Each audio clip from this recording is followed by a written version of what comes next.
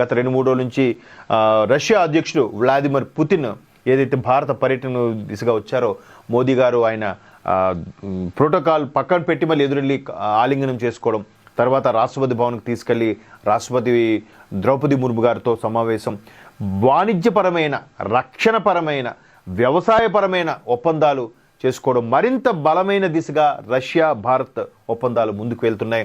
ఇవాళతో సుమారుగా పుతిన్ గారి పర్యటన పూర్తయ్యే అవకాశం కనిపిస్తుంది. సో ఈ మొత్తం వ్యవహారం కూడా చాలా ఆహ్లాదకరంగా, చాలా అద్భుతంగా జరిగిందని చెప్పాలి. దాని మీద ప్రధాన వార్తలు మరొకసారి ప్రచురించాయి. కలిసి సాగుదాం, కలిసి ఎదుగుదాం అన్న నినాదంతో పుతిన్ తన భారత పర్యటన ముగింపు పలకడం విశేషం. గురువారం సాయంత్రం ఢిల్లీ చేరుకున్న ఆయనకు ప్రధాని మోదీ స్వయంగా ఎయిర్పోర్ట్కి వెళ్లి స్వాగతం పలికారు. అయితే ఉదయం ఆయనకు రాష్ట్రపతి ముర్ము అధికారంగా స్వాగతం పలికారు. అనంతరం రోజంతా వివిధ కార్యక్రమాలు తీరిక లేకుండా గడిపారు. Bharat Russia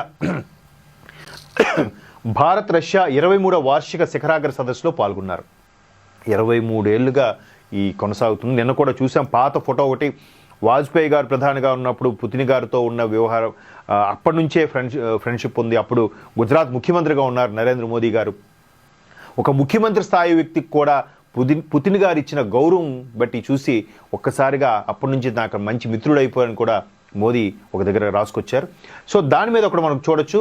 పుతిన్కు Modi special gift కూడా ఇచ్చారంట. రష్యా అధ్యక్షుడు పుతిన్కు ప్రధాని మోదీ బహుమతులు అందించారు. పుతిన్కు రష్యన్ ఎడిషన్ భగవద్గీత, అలాగే కాశ్మీరీ కుంకుమ పువ్వు, అసోం బ్లాక్ టీ, బెంగాల్ ముర్షిదాబాద్కు చెందిన వెండి టీ సెట్, మహారాష్ట్రలో చేతితో తయారు చేసిన వెండి గుర్రం, ఆగ్రా నుంచి తెచ్చిన మార్బుల్ చెస్ సెట్ను బహుకరించారు.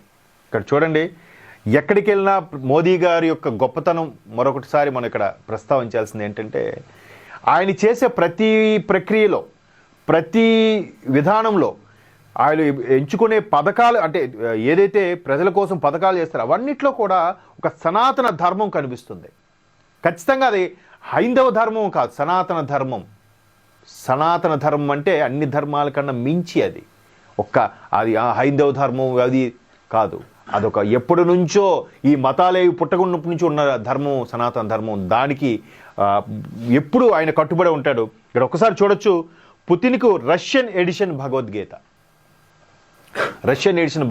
ఇచ్చారు. రష్యాలో ఇస్కాన్ చేసే కార్యక్రమాలు కానీ, అక్కడ విశేషాలు కానీ, రథయాత్రలు కానీ, అలాగే అక్కడ జరిగే మంచి మంచి కార్యక్రమాలు కూడా చాలా అద్భుతంగా ఉంటుంది. రష్యా ప్రభుత్వం కూడా దాన్ని సహకరిస్తూ ఉంటుంది. చాలామంది రష్యన్స్ ఇస్కాన్ భక్తులుగా మారిన వైను మనం వార్తలో చాలా సందర్భాలు చూసాం.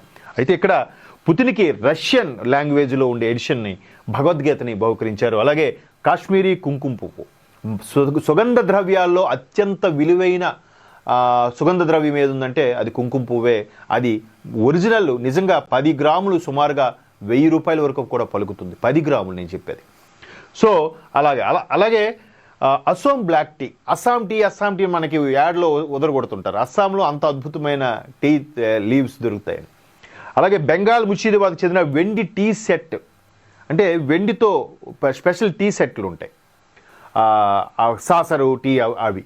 తర్వాత మహారాష్ట్ర చేతిలో తయారు చేసిన వెండి గుర్రం, మనకి గుర్రాలు చూపిస్తాయి కదా, చాలా షోకేజ్ చెక్క పెట్టుకుంటాం మనకి కొండపల్లి బొమ్మలు, అక్కడ వెండితో చేతితో తయారు చేసి ఉంటాయి అది. తర్వాత ఆగ్రా నుంచి తెచ్చిన మార్బుల్ చెస్ సెట్, మార్బుల్తో చేసిన చెస్ ఆడుకునే సెట్ని బహుకరించారట.